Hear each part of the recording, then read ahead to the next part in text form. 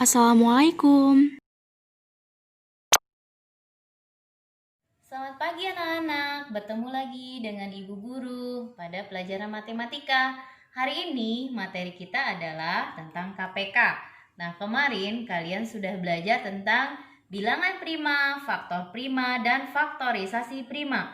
Sekarang kita sudah masuk materi KPK. Apa itu KPK? Nah, kita lihat pengertian dari KPK. KPK adalah kelipatan persekutuan dari bilangan-bilangan tersebut yang nilainya paling kecil di antara kelipatan persekutuan yang lain. Nah, kalian harus masih ingat tidak pada materi kelipatan persekutuan? Nanti akan ada contoh untuk materi KPK tersebut. Ibu akan memberikan contoh. Di sini contohnya adalah tentukan KPK dari 3 dan 6. Nah, anak-anak kan sudah belajar tuh tentang kelipatan persekutuan bilangan. Nah, kita pakai cara seperti itu, yaitu dengan cara mencari persekutuan dari bilangan 3 dan 6. Caranya seperti ini ya, dikalikan dulu sampai perkalian 10, yaitu perkalian 3.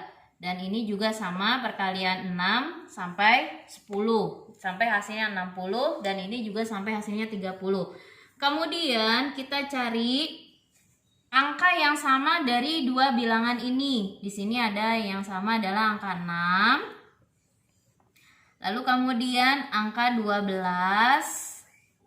angka 18, kemudian angka 24, dan terakhir adalah 30.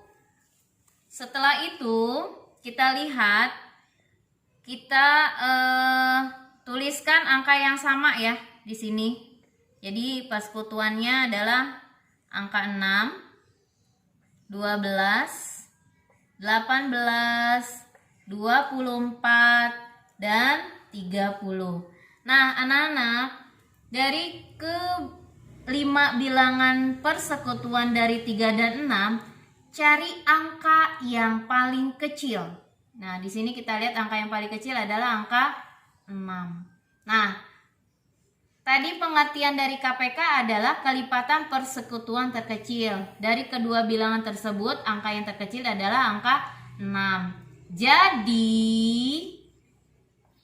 KPK dari 3 dan 6 adalah 6. Nah, ini adalah cara dengan kelipatan persekutuan. Selanjutnya, cara yang kedua adalah dengan menggunakan pohon faktor. Nanti akan Bu Guru tuliskan cara yang kedua ya. Selanjutnya untuk contoh yang kedua, yaitu tentukan KPK dari 40 dan 60.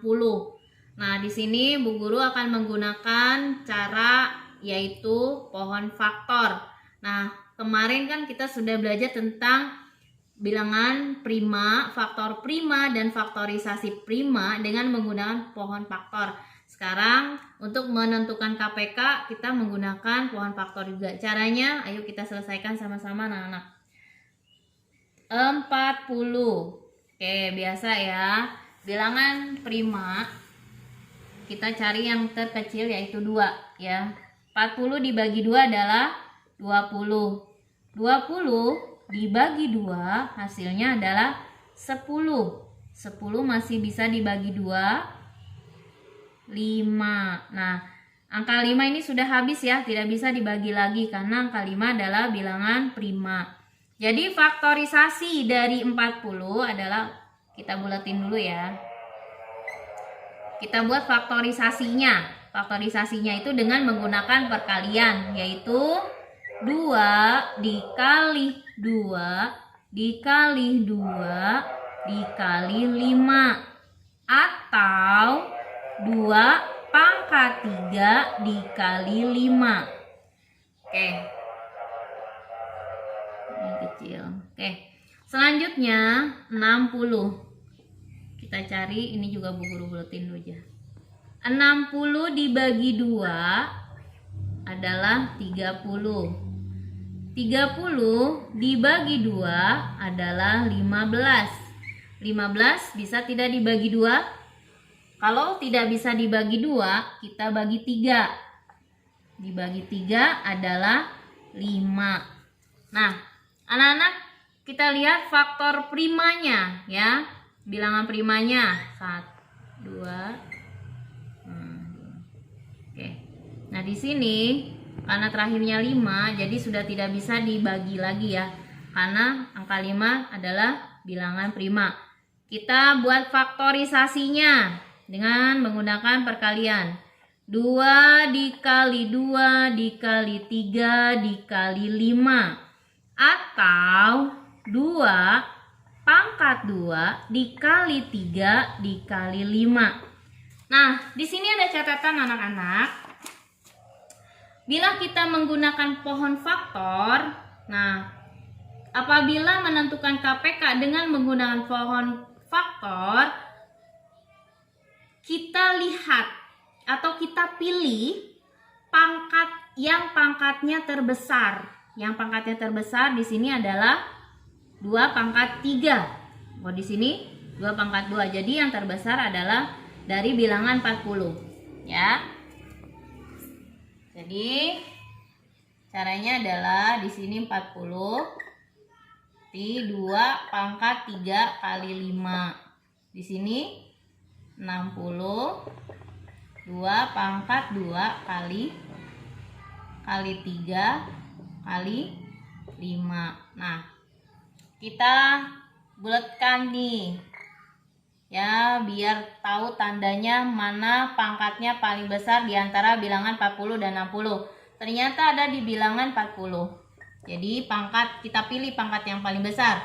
Jadi untuk mencari KPK dari 40 dan 60 adalah 2 pangkat 3 dikali 3-nya dari sini ya, dikali 5. 2 pangkat 3 berarti 2 dikali 2 dikali 2 dikali 3 dikali 5 sama dengan 120. Jadi KPK dari 40 dan 60 adalah 120. Nah, ini adalah cara KPK dengan menggunakan pohon faktor, yaitu kita pilih pangkat yang terbesar dari kedua bilangan tersebut. Selanjutnya cara yang ketiga yaitu dengan cara tabel.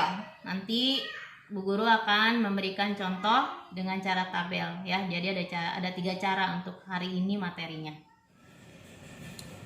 Untuk contoh yang ketiga yaitu dengan cara tabel. Di sini Bu Guru memberikan contoh, tentukan KPK dari 28 dan 42. Caranya adalah seperti biasa, kita mulai dari bilangan prima ya, bilangan prima yang sudah kita pelajari. Nah, kita mulai dari pembagian 2. 28 dibagi 2 sama dengan 14. 42 bisa nggak dibagi 2? Bisa, 21 ya.